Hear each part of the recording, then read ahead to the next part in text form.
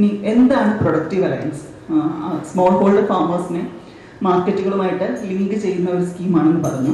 ഇത് world bank ഏകദേശം 15ഓളം വർഷങ്ങളായി ലാറ്റിൻ അമേരിക്കൻ രാജ്യങ്ങളിലും ആഫ്രിക്കയിലുമെല്ലാം വളരെ സക്സസ്ഫുൾ ആയിട്ടുള്ള ഒരു മോഡലായിട്ട് പറയുന്ന ഒരു സ്കീമാണ് പ്രൊഡക്റ്റീവ് അലയൻസ് എന്നുള്ളത്. 3 പേരാണ് ഇതിനകത്ത് പ്രധാനമായിട്ടും വരുന്നത്. 3 ആസ്പെക്റ്റാണ് ഇതിനകത്തൊരു ഉൽപ്പാദകൻ വേണം, പ്രൊഡ്യൂസർ വേണം, ബയർ വേണം, അതുപോലെ തന്നെ അതുമായിട്ട് ബന്ധപ്പെട്ടിട്ടുള്ള ഒരു പബ്ലിക് സെക്ടർ ഉണ്ട്. പബ്ലിക് സെക്ടർ എന്ന് പറയുന്നതാണ് നമ്മളുടെ കേര ഇവിടെ ആക്ട് ചെയ്യുന്നത്, അല്ലെങ്കിൽ നമ്മളുടെ കൃഷി വകുപ്പ് ഇവിടെ ആക്ട് ചെയ്യുന്നത് പബ്ലിക് സെക്ടറായിട്ടാണ്. ഏത് കർഷകൻ്റെ ഫീൽഡിൽ നിന്നാണ് ഈ പ്രൊഡ്യൂസ് കൊണ്ടുവന്നതെന്ന് അറിയാൻ കഴിഞ്ഞാൽ അതിന് നല്ലൊരു പ്രീമിയം പ്രൈസും മാർക്കറ്റും ഉണ്ട്. അപ്പോൾ ആ രീതിയിലുള്ള ട്രേസബിലിറ്റി ഡെവലപ്പ് ചെയ്യാനായിട്ടുള്ള ഒരു ഉപാധിയാകാം നിങ്ങളുടെ ബിസിനസ് പ്ലാൻ എന്ന് പറയുന്നത്.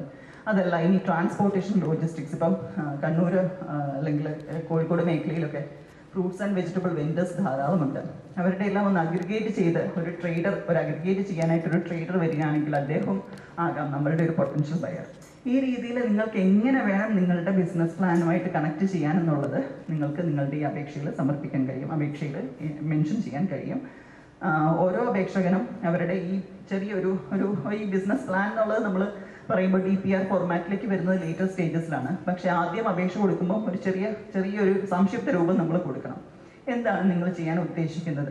ആ ഉദ്ദേശിക്കുന്ന ലക്ഷ്യം കൊണ്ട് എംപ്ലോയ്മെൻറ്റ് ജനറേഷൻ ഉണ്ടാവുന്നുണ്ടോ, അതുകൊണ്ട് നിങ്ങളുടെ സെയിൽസിൽ ഇമ്പ്രൂവ്മെൻറ്റ് ഉണ്ടാവുന്നുണ്ടോ എന്നൊക്കെയുള്ള രീതിയിൽ തരുന്ന പണത്തിന് നമ്മൾ ഫണ്ടിങ് റിക്വസ്റ്റ് വെക്കുകയാണെങ്കിൽ ഇത്ര ശതമാനം കേര തരണം എന്ന് പറഞ്ഞ് നിങ്ങൾ പറയുകയാണെങ്കിൽ ആ എമൗണ്ട് കേര തരണമെന്നുണ്ടെങ്കിൽ അത് ഗുഡ് വാല്യൂ ഫോർ മണി ആണോ എന്നൊക്കെയുള്ള കാര്യങ്ങൾ കൺവിൻസിങ് ആയിട്ട് നിങ്ങളൊരു സംക്ഷിപ്ത രൂപമാണ് നിങ്ങളുടെ ആപ്ലിക്കേഷനിൽ വെക്കേണ്ടത്. അതിൻ്റെ ഡീറ്റെയിൽസ് എല്ലാം നമ്മൾ അടുത്ത സെഷനിൽ പറയുന്നതായിരിക്കും, എങ്ങനെയാണ് ആപ്ലിക്കേഷൻ വെക്കേണ്ടതെന്നൊക്കെയുള്ള കാര്യങ്ങൾ. അപ്പോൾ അതാണ് ബിസിനസ് പ്ലാൻ ഇംപ്ലിമെൻറ്റേഷൻ.